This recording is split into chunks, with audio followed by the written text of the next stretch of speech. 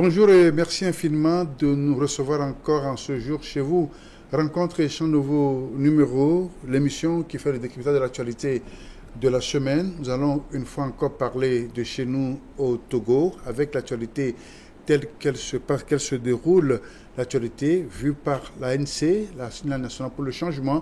C'est notre thème de ce jour et pour cause, je reçois pour vous le chargé des médias, il est conseiller à l'ANC, Francis Pedro Amouzou. Chers collègues, chers confrères, merci d'être au rendez-vous de cette émission. Merci, chers collègues. C'est avec plaisir que j'ai reçu votre invitation et vous me permettez de saluer également vos téléspectateurs et téléspectatrices. Ça fait longtemps, je ne suis plus passé... pas d'état santé. Pas d'état santé. C'est une bonne chose.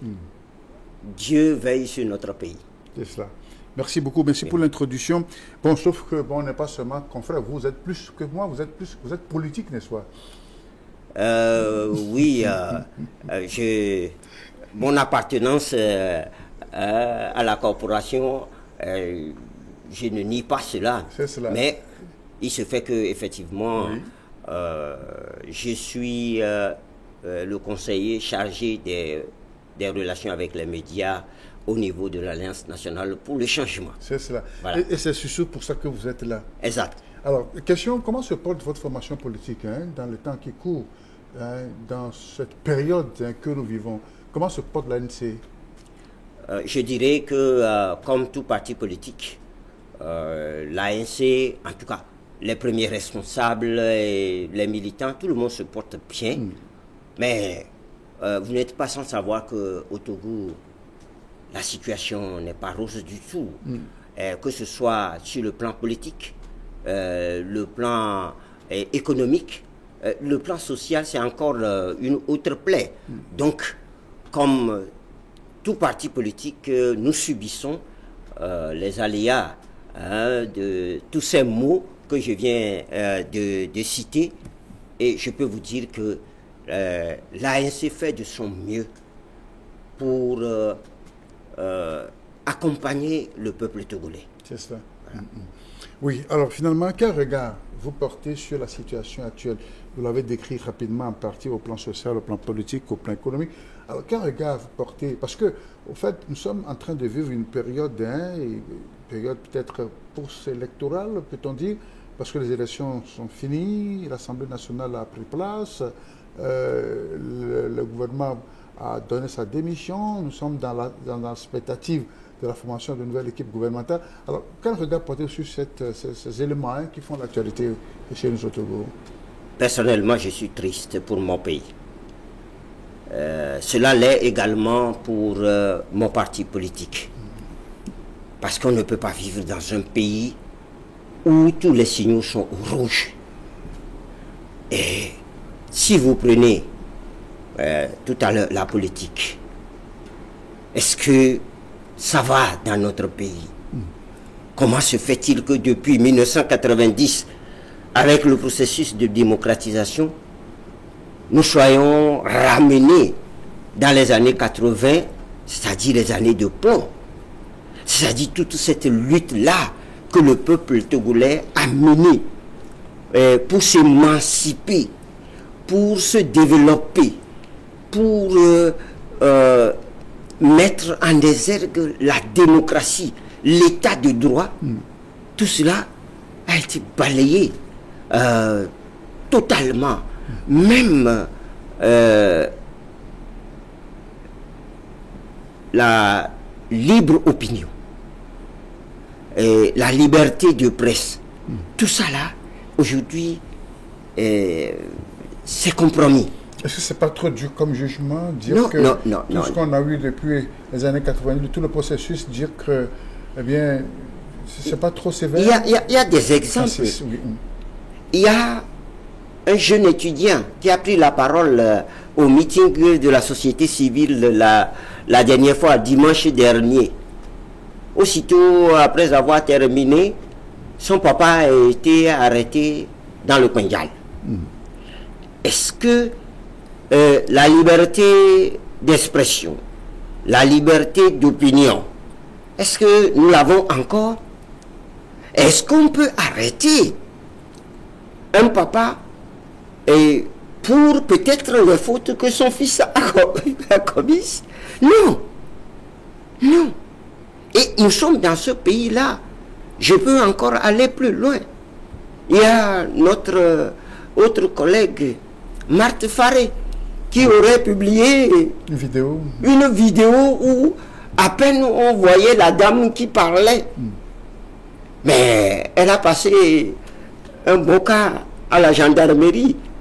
Et devant le procureur, elle a été relâchée sous caution. Mais son jugement est attendu dans 2 semaines. Est-ce que c'est la liberté d'expression? Pour ne prendre que ça. Si nous allons encore loin, et pour parler vraiment du vécu quotidien des Togolais, mais c'est la croix et la bannière.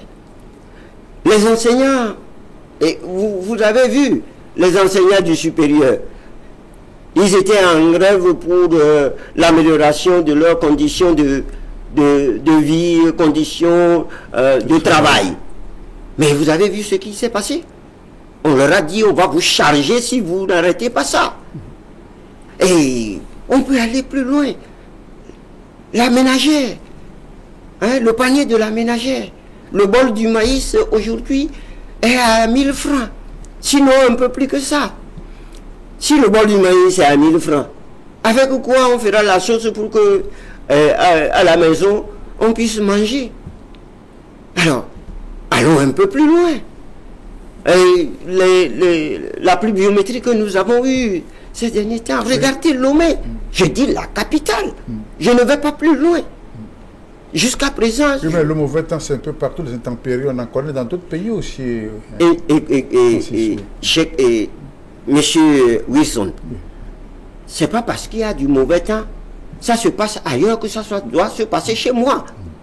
Qu'est-ce que nous avons fait pour résorber le problème? C'est là la situation. Et mon parti, d'ailleurs, le président de mon parti a écrit au chef de l'État pour dire, mais les inondations là, il va falloir que tout le monde s'asseye pour qu'on trouve une solution. Noni, personne ne lui a répondu. Alors, nous sommes dans quel pays? Il faut que les choses soient dites de façon claire. Et pour qu'on comprenne qu'au Togo, ça va mal. Et je prends tous les secteurs possibles. Aujourd'hui, les syndicats ne peuvent plus même parler. On leur a bouclé la boucle. Et on est dans quel pays? On est dans quel pays? Donc, la situation n'est pas... je dirais la situation du Togo n'est pas à envier. Mais puisque nous avons des pays à côté de nous, nous voyons ce que ces pays-là font. Vous savez, le président Nana Addo, le mandat présidentiel c'est 4 ans. Il est en train de boucler 8 ans. Mais si vous arrivez, vous allez à Accra, vous serez ébahis. Vous serez ébahis. C'est des échangeurs de 4 niveaux. On commence à... Déjà à partir de Tete Kwashi-Sacle, ici, vous voyez déjà que il y a du travail qui a été fait. Si vous allez à Cotonou, vous ne reconnaissez plus Cotonou. Moi, je pratique, vous ne reconnaîtrez plus Cotonou. Mais pourquoi nous sommes à la traîne? Je suis désolé de dire, le gouvernement a convié la presse la dernière fois pour dire l'indice de développement et machin. On racontait sa vie, que mais le Togo est le premier pays dans la sous-région UEMOA. Qu'est-ce que ça veut dire? Qu'est-ce que ça veut dire si les populations ne peuvent pas trouver ça dans leur assiette? Si on nous dit que le PIB est tant, l'indice de développement est tant, on a ceci, on a cela, on a... comment on dit ça? Beaucoup de choses qu'on dit, mais que dans la rue, vous ne pouvez pas retrouver. À quoi ça sert de dire, de montrer la paperasse? C'est quoi le taux de croissance? Qu'est-ce que c'est que ces histoires-là? Le taux de croissance, on devait le retrouver dans la marmite. C'est ça qui permet aux citoyens d'avoir un mieux-être. C'est ça, non? Donc si on n'a pas ça, qu'on ne vienne pas nous bassiner en nous racontant des inerties. Vous m'excusez le terme, parce que moi je viens d'un quartier. Je viens de dans les Kpossi. Mais je sais ce que les gens vivent là-bas dans ce quartier.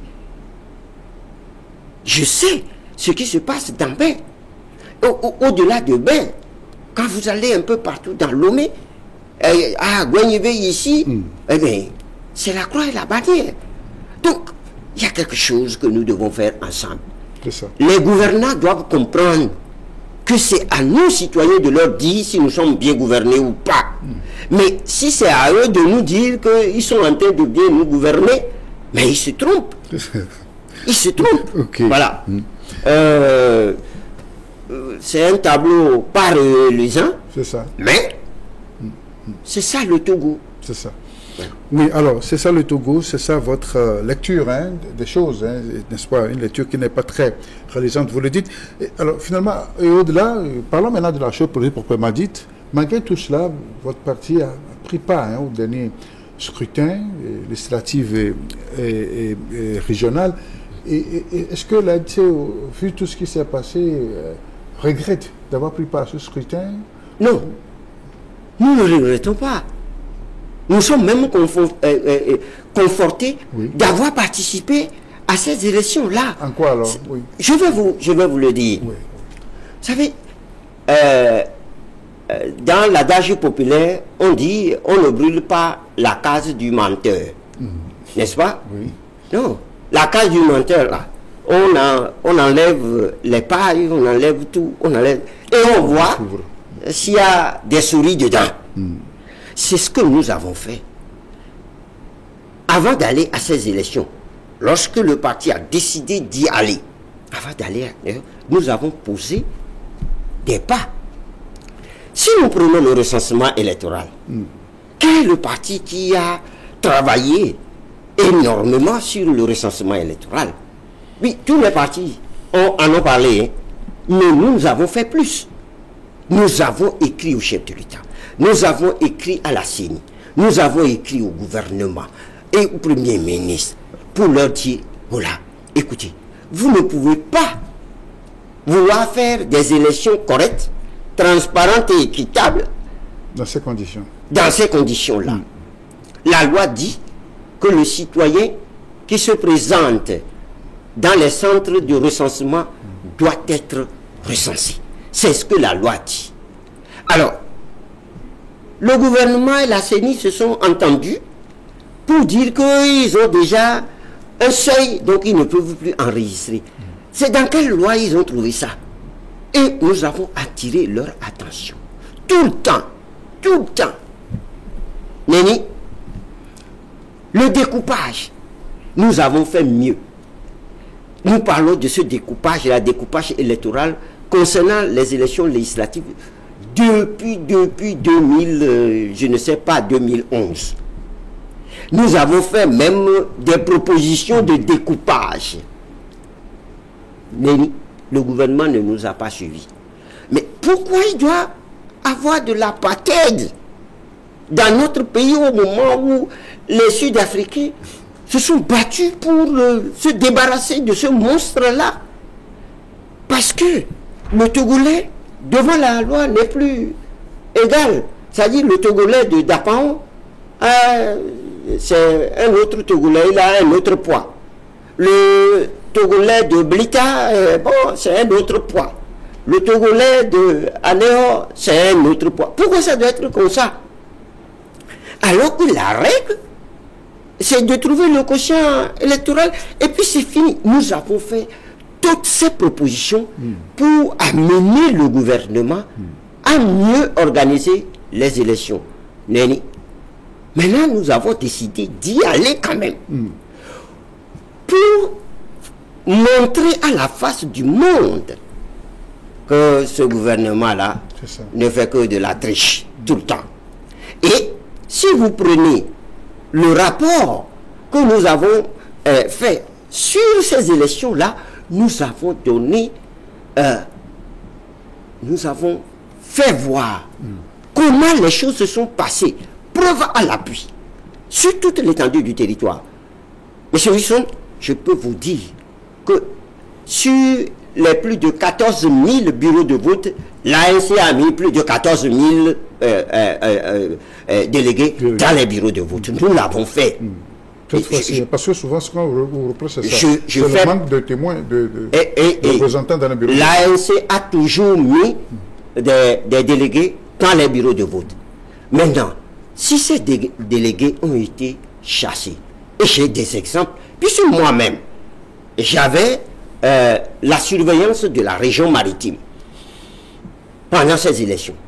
Mais vous ne pouvez pas imaginer combien de préfets j'ai appelé, combien de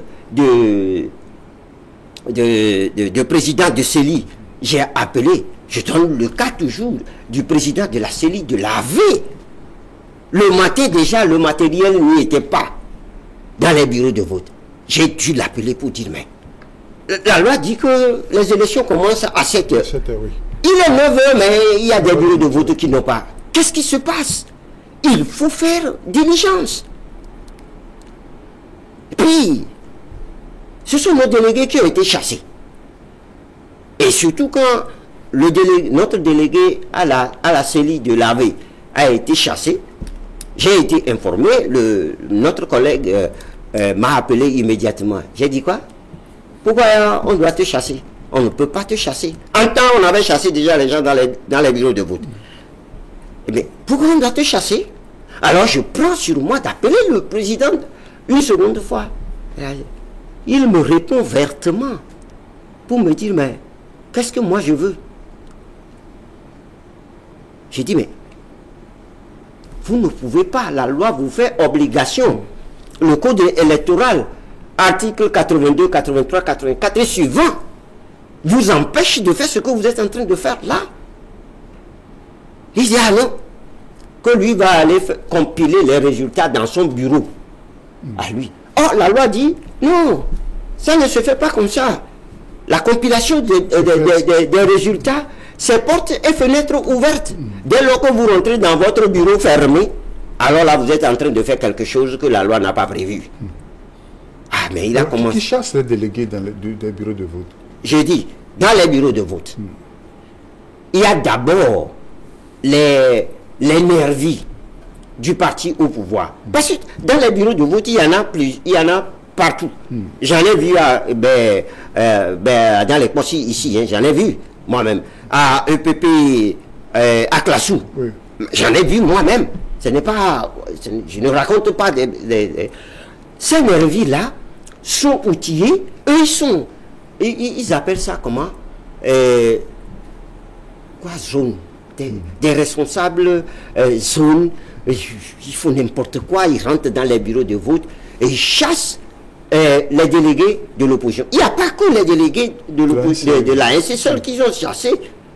D'autres délégués d'autres partis sont également chassés. Mais à supposer que eux, c'est des nervis et on peut les punir après. Le président de la CELI, les présidents de CELI ont fait la même chose sur l'ensemble du territoire national. C'est pour ça que j'appuie. Finalement, quand j'ai menacé le président de l'AV que j'allais le cataloguer sur les réseaux sociaux avec son image, il a pris peur. C'est à ce moment-là qu'il a rappelé notre délégué pour que ce délégué-là reprenne sa place. Quand le délégué est allé, jusqu'à aujourd'hui, hein, on n'a pas repris les travaux. Les travaux n'ont pas été repris. Et pourtant, on a donné des résultats de l'AV sans notre délégué. Donc, il y a beaucoup de choses. Je peux vous parler d'une autre région très loin pour vous dire que à Boulogne, dans la plaine de Meaux, la préfecture de la plaine de Meaux. Le chef du village a pris sa chaise et il est allé s'asseoir dans le bureau de vote et il a dit, ici, pas d'opposition. C'est unir 100%. Et c'est ce que nous avons eu à Boulou. Je peux parler de Kindiassé, je peux parler de Bassa, je peux parler de que ce soit à Nanergou, dans le Tone là-bas, je peux parler de cette... Parce que nous avons de la documentation sur chaque cas. Et nous l'avons montré à la presse pour dire, voilà comment les choses se sont passées. Nous avons des vidéos qui montrent que les agents des bureaux de vote sont en train de changer les procès-verbaux. Et nous avons envoyé ces vidéos-là et ces audios à la Cour constitutionnelle. Mais la Cour constitutionnelle a balayé ça de revers. Non, il y a des choses que nous ne pouvons pas accepter dans notre pays. Au XXIe siècle, on vole les élections à ciel ouvert. Nous devons arrêter cela. Ce n'est pas bien pour l'image de notre pays. Ce n'est même pas bien pour le parti qui se dit il est très fort. Lorsque vous êtes fort, est-ce que vous avez besoin de voler avant d'être fort, de gagner une élection? Si vous êtes si populaire, pourquoi vous devez voler les élections? Devant, je vous dis, à ce plateau, j'ai assisté moi-même à Banoué. Je dis bien à Banoué, le président... Mais oui, le président national y était. On était en plein meeting quand nous avons été envahis par les militants, en tout cas des gens portant le t-shirt uni. Ils sont venus une fois, nous n'avons pas réagi. Ils sont venus une seconde fois, nous n'avons pas réagi. Une troisième fois, une quatrième fois, ils sont venus. Alors là, nous nous sommes dit, mais vous nous embêtez. Est-ce que c'est ce que la loi dit? Nous avons appelé à la rescousse les forces de l'ordre, mais les gars sont restés comme ça à nous regarder. C'est quand nous avons décidé maintenant de réagir qu'ils ont commencé par faire des choses. Et ça, c'est si la chef du gouvernement. Comment nous pouvons accepter ces choses-là? On ne peut pas les accepter. Donc, finalement, notre participation à ces élections-là, c'est pour montrer la face hideuse du parti au pouvoir. Donc, nous ne regrettons pas d'y avoir pris part. Voilà ce que je peux dire de ces élections. Donc, et ces allégations de fraude dont vous parlez, de ce que vous avez vécu et vu sur le terrain, ne vous ont pas empêché, n'est-ce pas, de présenter. Et vous le saviez avant tout à fait, n'est-ce pas? Vous saviez qu'il y aura ces écueils parce que depuis le découpage dont vous avez fait cas, vous savez que ce ne sont pas des élections qui seront claires. Il y a des gens qui ne comprennent pas, qui nous font la reproche et disent nous savons et nous sommes allés. Oui. En politique, il faut savoir marquer son adversaire à la culotte. C'est de ça qu'il s'agit. Si nous n'étions pas, est-ce que nous pouvons réagir? Il faut que les gens comprennent très bien les choses. Si nous n'étions pas, nous ne pouvons pas réagir. Parce que, on dira les accents ont tort. Remarquez qu'en 2018, oui. à cause des faiblesses de la CEDEAO, qui a refusé de régler le problème du Togo, nous nous sommes dit non. On ne va pas y aller. On ne va pas y aller pour que la CEDEAO puisse comprendre que lorsqu'on est dans un dialogue politique, on n'appuie pas un parti contre un autre parti. En réalité, nous n'avons pas refusé d'aller à ces élections en 2018. Mais nous avons voulu que la CEDEAO puisse jouer pleinement son rôle d'arbitre. Mais elle a décidé d'appuyer le pouvoir. C'est pour ça que nous ne sommes pas allés à ces élections-là. Et la population n'avait pas aimé à l'époque aussi. Hein? Écoutez, en ce moment, non. La population était en phase avec nous. Ce n'est qu'après. Ce n'est qu'après que la population a dit non, vous devez y aller. Vous savez, en politique... Certains pensent que c'est l'opinion populaire. Non.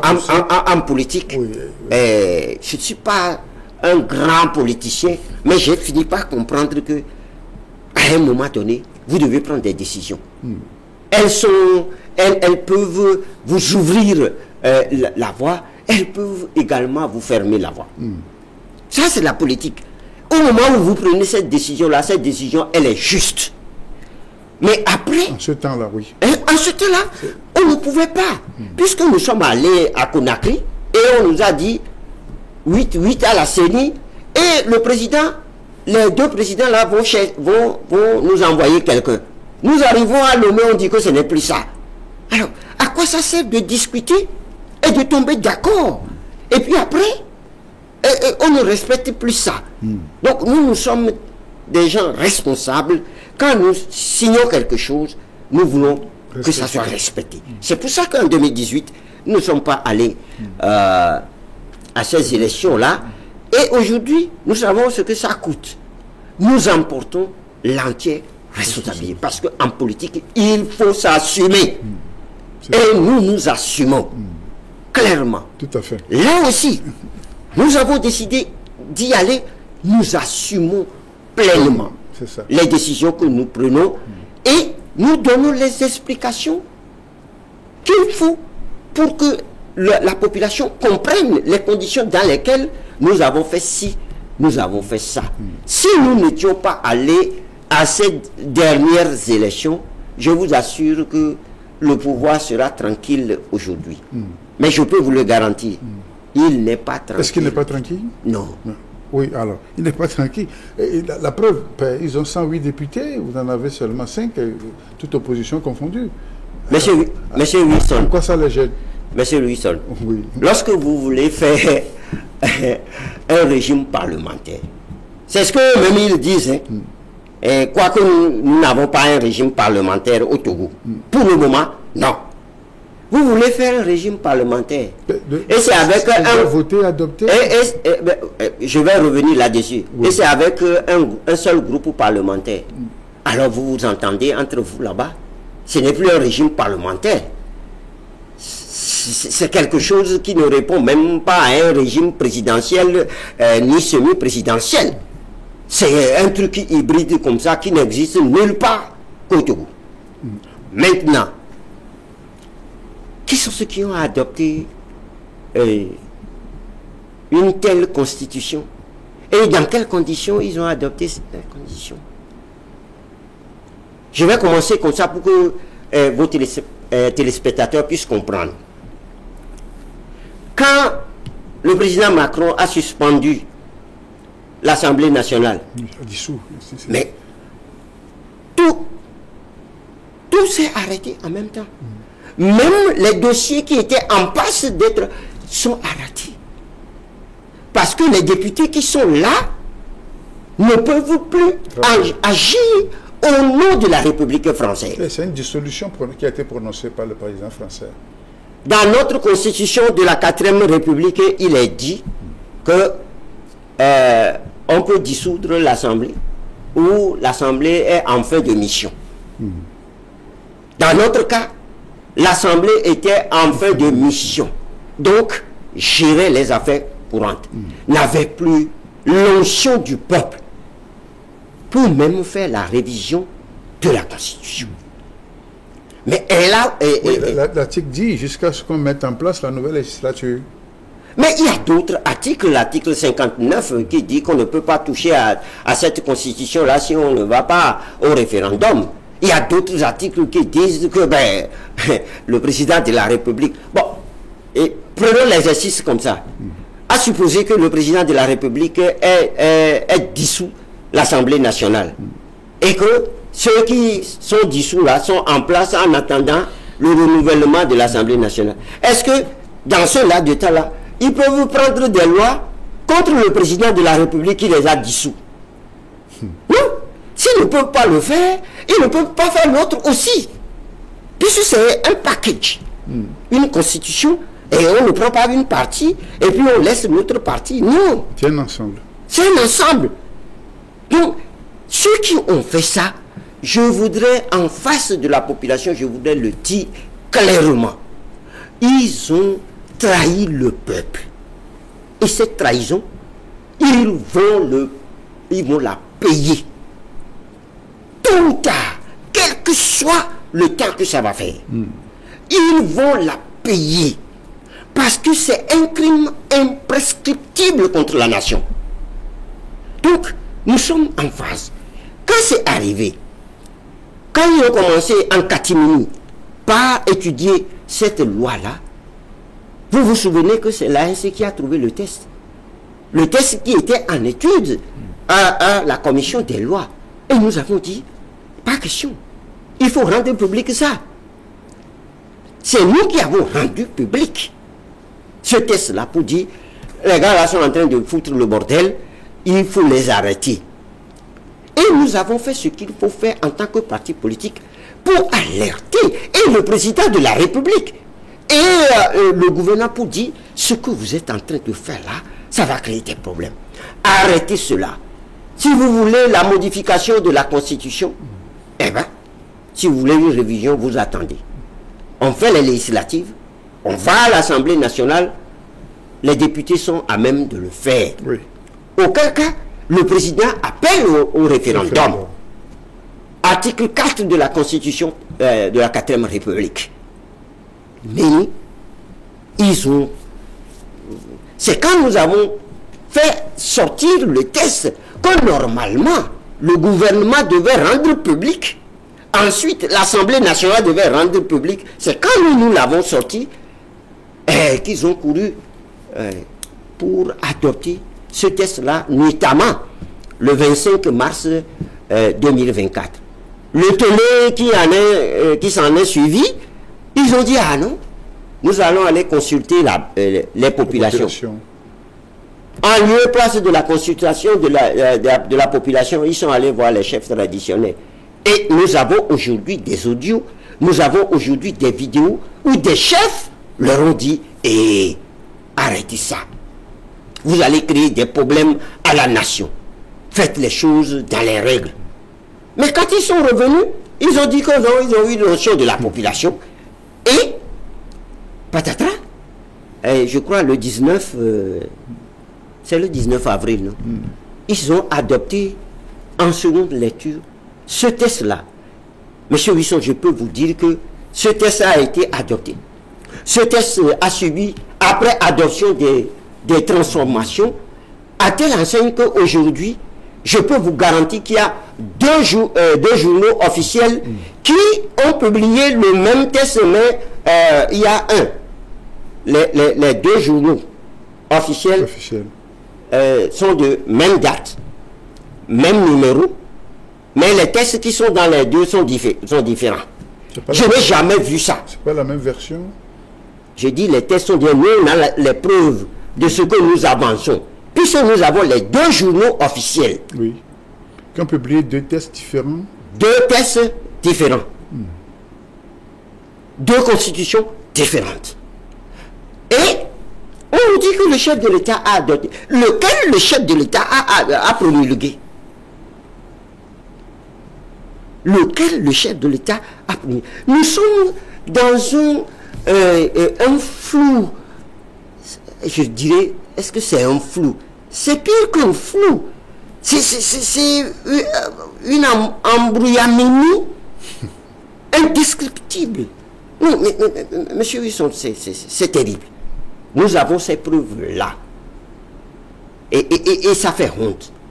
Parce que, monsieur Wilson, vous êtes intelligent.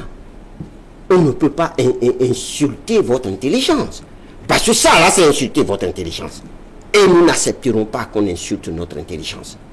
Ce peuple est un peuple travailleur, un peuple paisible, un peuple qui ne demande pas trop, un peuple affable, mais qu'on est en train de rendre, je ne sais pas quel qualificatif je vais donner à ce peuple-là. Nous avons tout perdu. Nos valeurs, nous les avons toutes perdues. L'éducation nationale, c'est une plaie. Aujourd'hui, mais avant, on disait partout en Afrique et ailleurs que le Togolais est bien éduqué. Il est travailleur. Aujourd'hui, ce n'est plus la même chose. Le Togolais est devenu une mauviette. Que les Togolais m'excusent Ça, si je dois qualifier les choses pour que les gens puissent comprendre. Le Togolais est devenu une mauviette, hein, un paresseux, hein, quelqu'un qui veut avoir beaucoup d'argent sans travailler. Ce n'est pas possible. C'est ça la gouvernance dans notre pays. Et ça, nous devons changer ça. Puisque, M. Wilson, si dans un pays, on peut affamer son peuple, et pendant les élections, on donne un sachet de riz à quelqu'un pour le forcer à voter, et il faut dire que nous sommes tombés si bas. Non seulement on donne un sachet de riz, on donne des objets sexuels. Voilà des gens qui, pendant les élections, distribuent des strings, distribuent des condoms, distribuent des... Et puis tout cela estampillé le parti. C'est extrêmement grave. Nous sommes, c'est-à-dire nos valeurs... C'est en même temps une campagne contre ce que vous savez, bien sûr, M. Amouzou. Mais j'étais en plein dans la campagne et j'ai vu ce qui se passe. Vous savez, quand on met des jeunes dans des camions sonorisés pour faire du bruit, et que la nuit, moi je vois ce qui s'est passé là et qui se passe, et que tout le monde sait comment ça se passe, je dis, mais nous sommes tombés si bas. Très bien, on va évoluer dans le débat, monsieur Bon, je vous donne tout ce qui s'est passé pour que je suis tout à fait les populations comprennent. Je souhaiterais qu'on puisse quand même évoluer, n'est-ce pas? Mais je suis d'accord, je suis à votre entière disposition. C'est pour ça que je suis venu. Merci beaucoup. Et alors, on va évoluer justement en parlant de l'Assemblée nationale qui a pris fonction, qui a pris service avec toutes les étapes qu'on a traversées.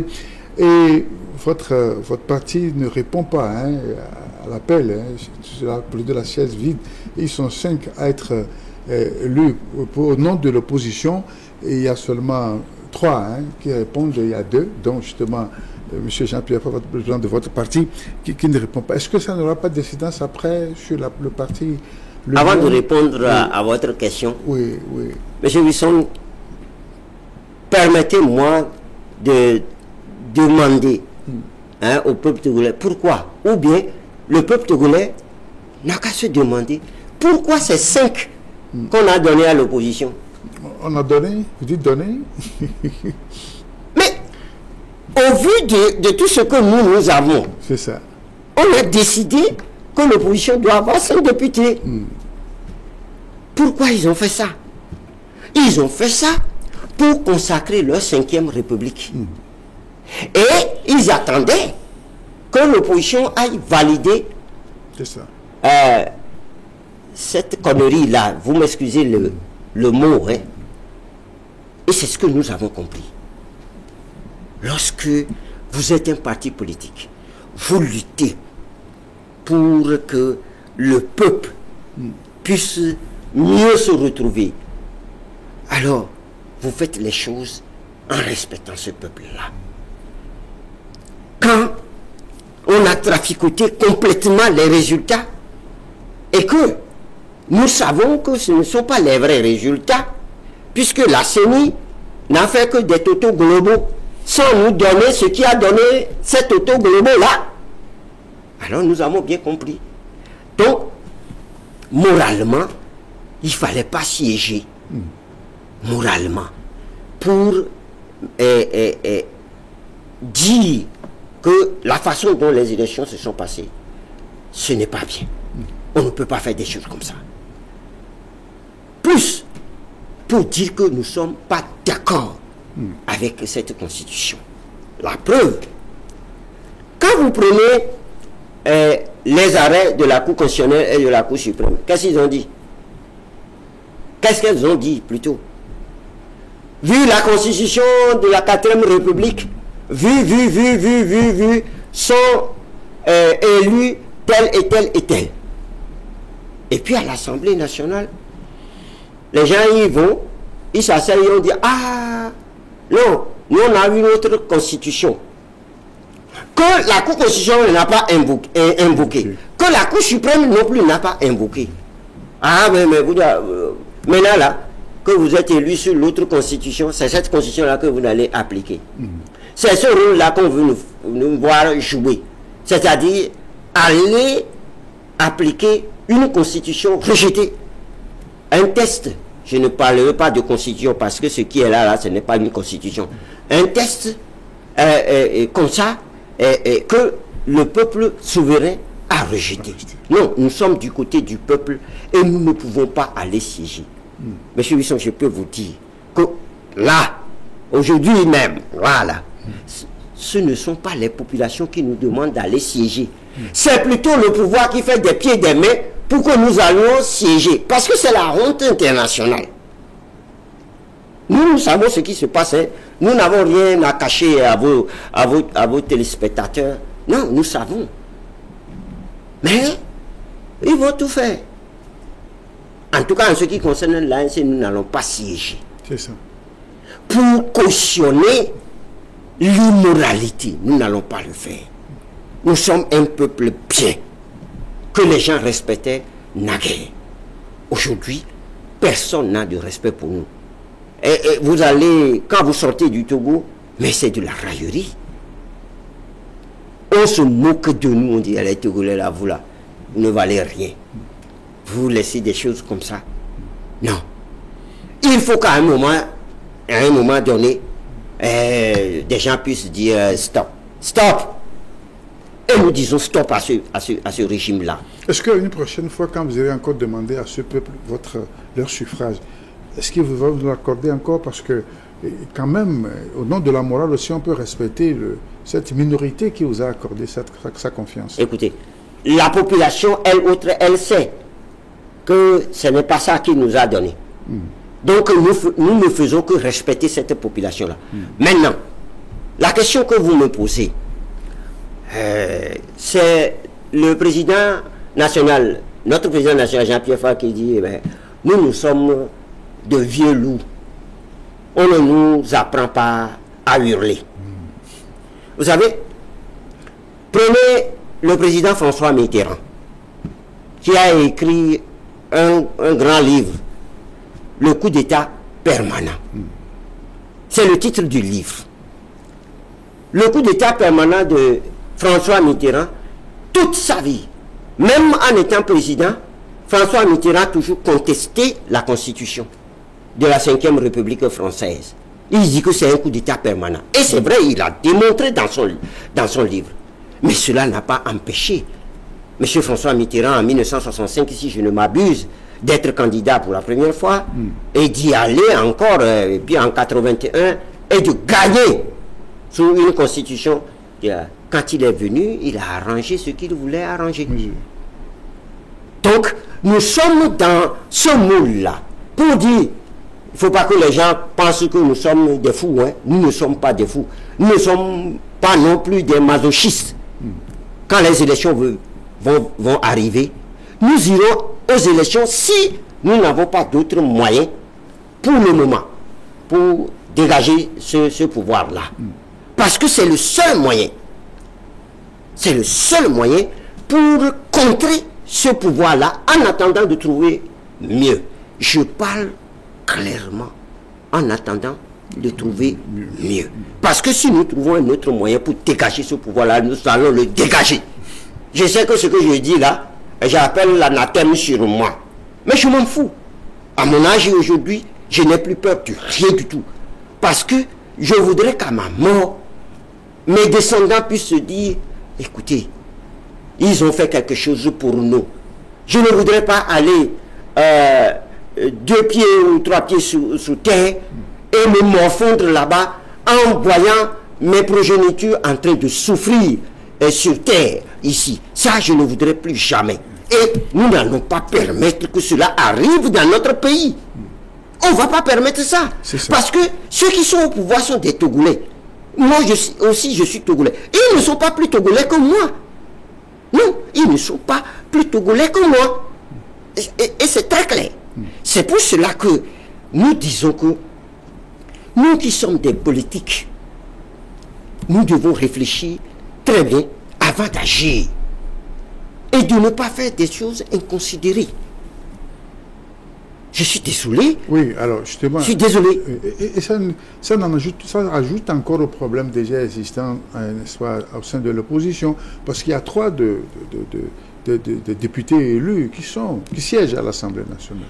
Monsieur Wisson, ça n'aggrave pas encore ce fossé entre... Non, Monsieur Wisson. Oui. Ils ont fait le choix contraire. Il faut qu'au Togo, tout le monde soit responsable des décisions, du choix qu'il fait. Est-ce que vous nous avez vus en train de toiser ceux qui sont allés siéger? Vous nous avez entendus en train de les critiquer? Non. C'est des partis politiques qui sont assis et qui ont réfléchi et qui ont dit, nous allons aller siéger. Ça, c'est leur problème. Nous avons décidé de ne pas siéger. C'est notre problème. Et nous sommes en train d'expliquer pourquoi nous ne voulons pas siéger. Quelles sont les raisons qui motivent notre refus de siéger? Voilà ce que nous faisons. Maintenant, et à la limite, à l'extrême limite, je crois que nous devons sonder les choses pour dire, mais si nous faisons ça, qu'est-ce que ça donne? C'est ça. Si nous faisons ça, qu'est-ce que ça donne? Et vous l'avez fait, n'est-ce pas? Mais c'est parce que, et je vous ai donné le séquencement du travail que l'ANC a fait. C'est ça qui nous a amené à dire, attention, si nous siégeons là, nous allons permettre à ce pouvoir-là d'avoir un boulevard devant lui. Nous ne siégerons pas. Oui, mais que vous siégez ou pas, le chien aboie, la caravane passe, tout ce... Vous savez, en politique, ça peut paraître comme ça. Mais ce n'est toujours pas vrai en politique. Quand un maillon manque à la chaîne, c'est quelque chose d'extraordinaire en politique. Il y a aujourd'hui 2 partis qui refusent de siéger. Ces 2 partis-là ont fait capoter tout ce que le pouvoir a monté de toutes pièces, croyant que au Togo, nous sommes tous devenus des demeurés. Non, nous ne sommes pas devenus des demeurés tous. Peut-être, je ne veux pas insulter les Togolais, parce que c'est des gens corrects, je ne veux pas les insulter.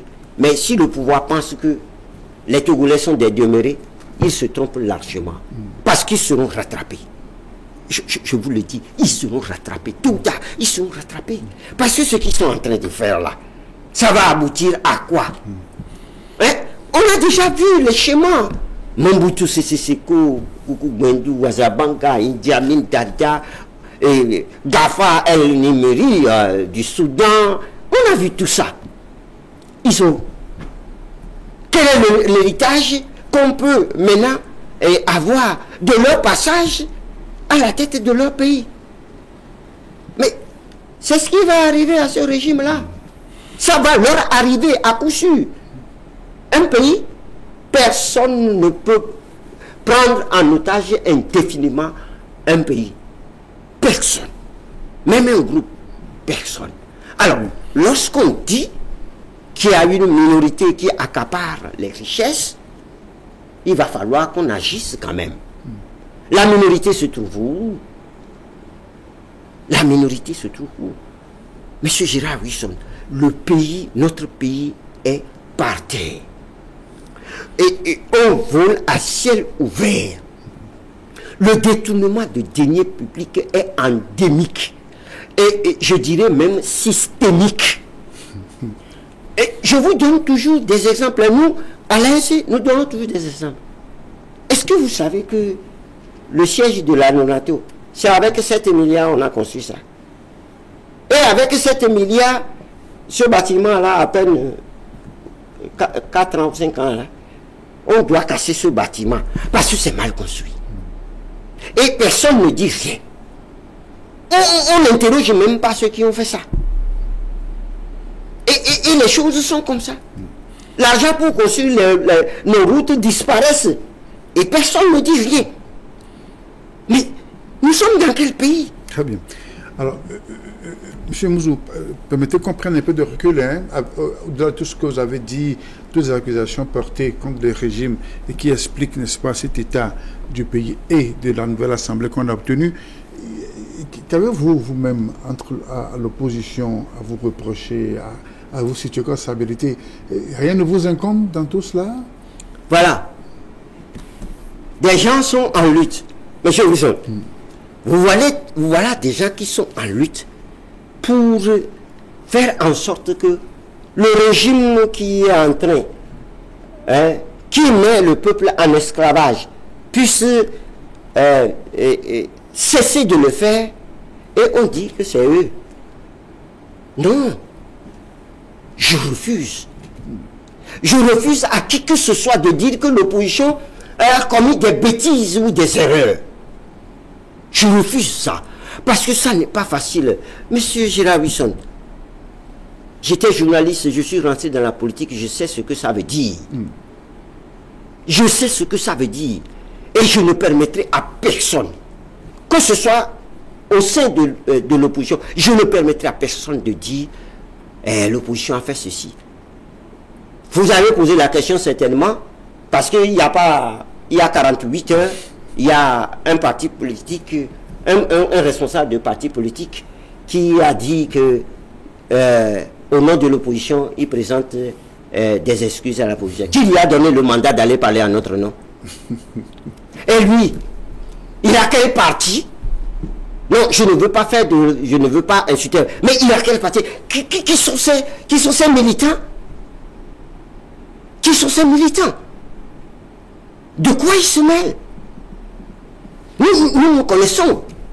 Oui. On ne peut pas. Et j'ai lu Jeune Afrique. Il a intervenu dans Jeune Afrique. Et ça là, on prend ça. Et partout on dit, oh, l'opposition togolaise là, elle ne vaut rien. C'est ça. Monsieur Wilson, j'ai côtoyé, j'ai vu, j'ai discuté de vive voix avec monsieur Nelson Mandela. Je ne suis rien, hein, mais par la force des choses, je me suis retrouvé à maintes reprises en Afrique du Sud. J'ai parlé avec Nelson Mandela. J'ai parlé avec Desmond Tutu. J'ai parlé avec Thabo Mbeki, tout ça là, Jacob Zuma.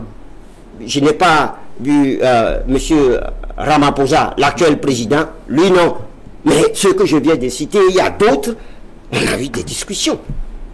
On a voulu savoir comment ils ont fait. C'est ça.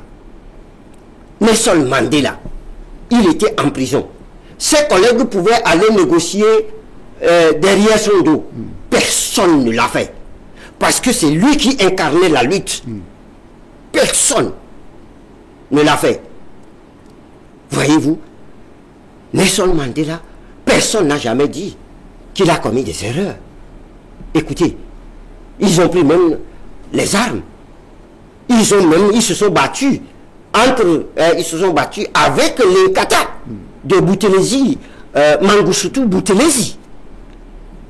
Mais c'est après la lutte là, après que a abouti, ils ont fait la paix.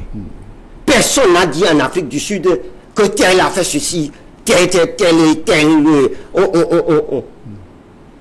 Vous avez vu? Oui, est-ce que vous voyez ce que ce pouvoir-là nous fait? Vous voyez ce que ce pouvoir-là nous fait pour que nous nous autoflagellons? Non, arrêtons ça. C'est-à-dire, c'est au Togo que vous trouvez de ces choses-là.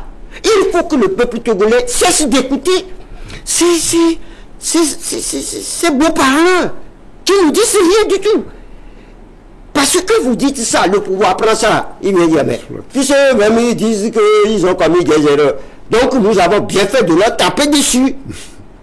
Alors je dis à monsieur Nathaniel Olympio, arrêtez ça. Arrêtez ça.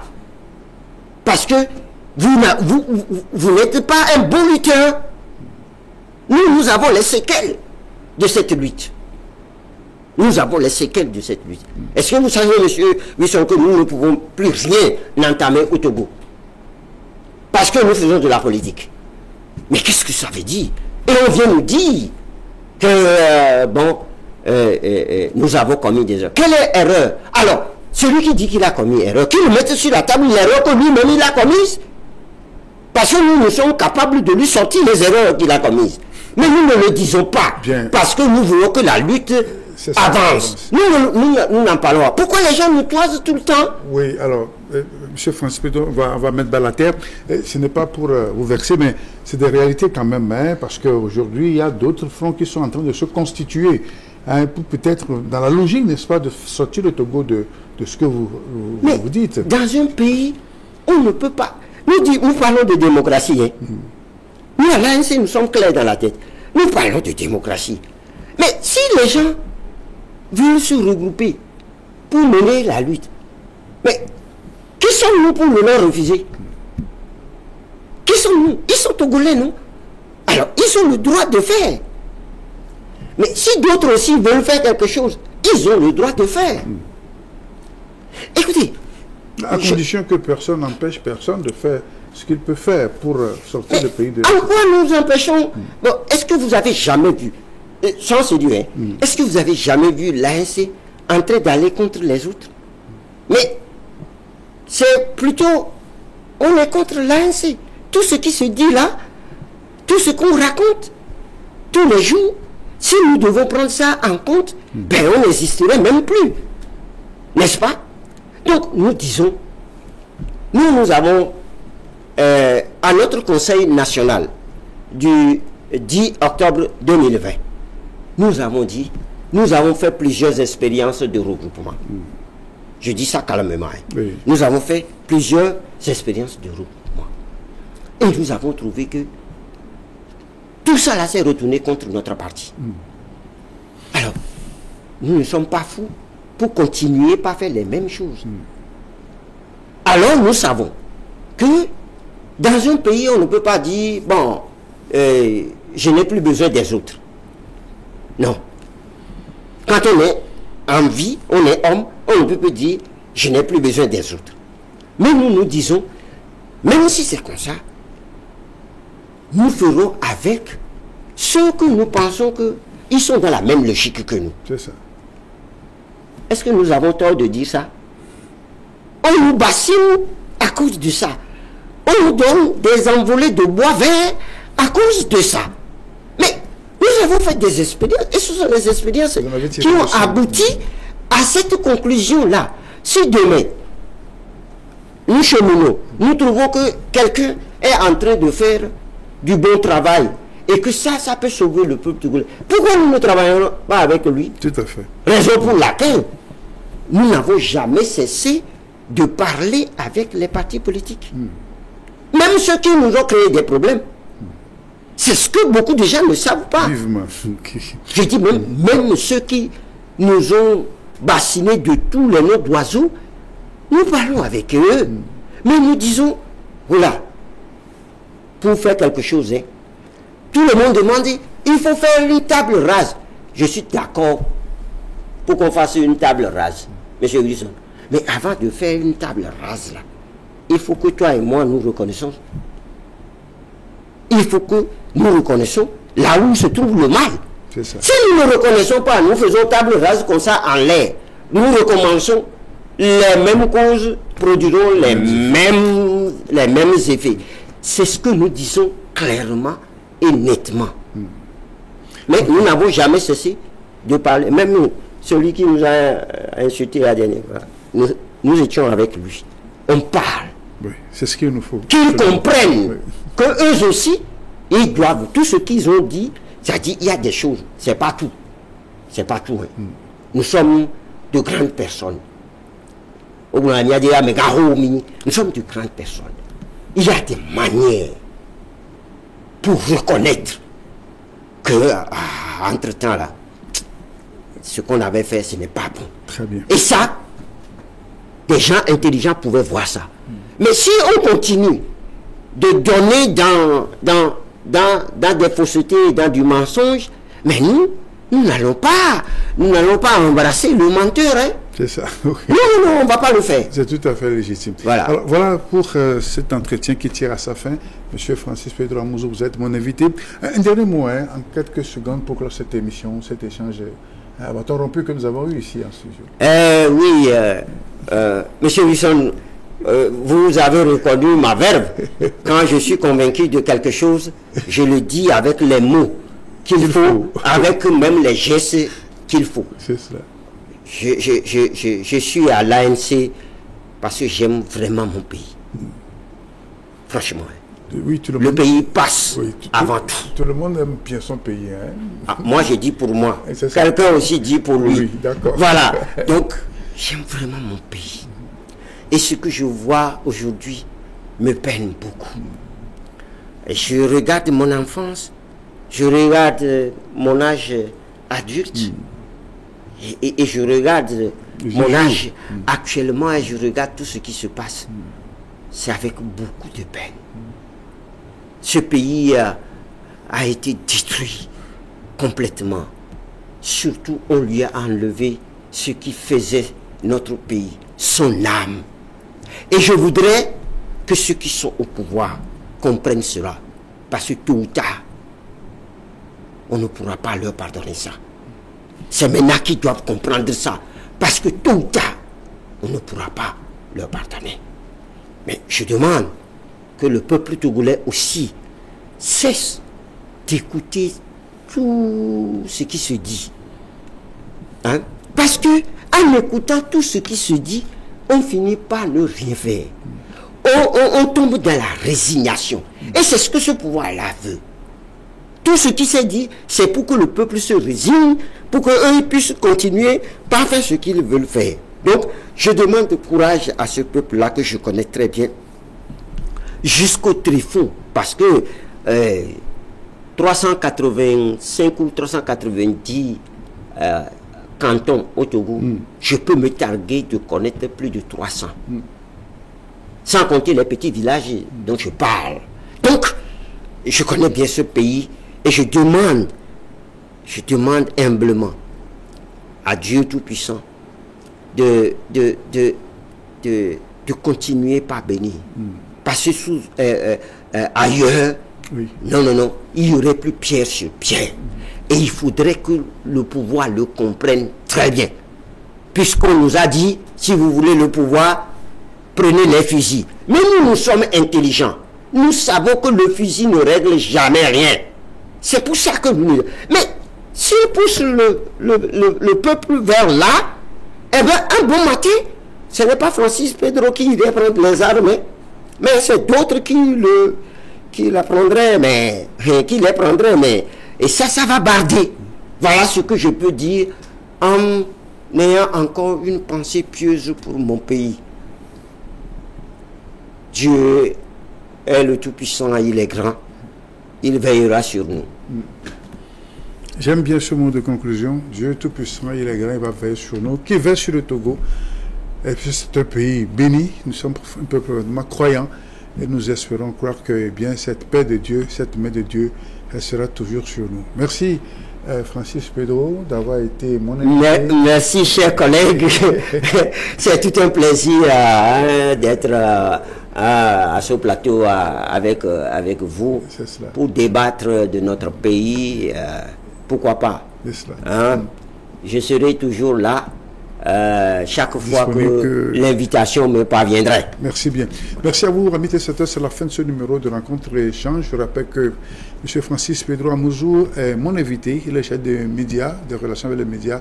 À l'ANC, il était mon invité. On a fait le tour de l'horizon de l'actualité vue par l'ANC et son parti politique. On se retrouve samedi prochain pour d'autres réflexions. Au revoir et à très bientôt. Merci Francis.